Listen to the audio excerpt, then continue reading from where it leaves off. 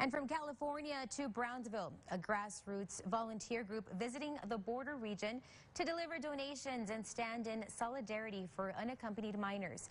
Tonight we're learning their donation efforts were denied, but they're not giving up just yet. Alfredo Cuadros reports.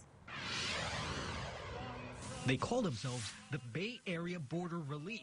About 25 of them came from San Francisco, California to the Rio Grande Valley, specifically to McAllen and Brownsville, where they held a protest outside of Southwest Key, Casa Padre. We met with the group at the Sacred Heart Respite Center in McAllen. They say they're here as a direct response to the president's recent family separation policy.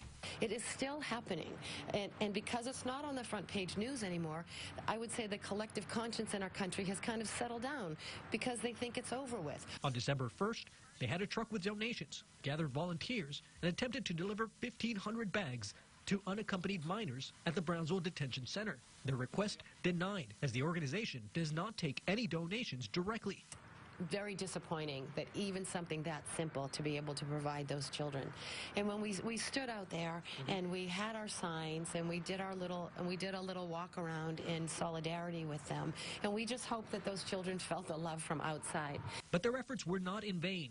They are working with the Catholic Charities of the RGV, where the bags are handed out to the many asylum seekers that come here on a daily basis. When asked why Brownsville, when the California border is dealing with humanitarian crisis of its own, they say this is where it all started. That's not to say that we won't be able to do things back in our own state. When we came out here, we just found that the need here was just so great. Some people came here 200 years ago, some people came here last week, and no one's any better than anybody else. From McAllen, Alfredo Cuadros, KBEO, Local 23 News.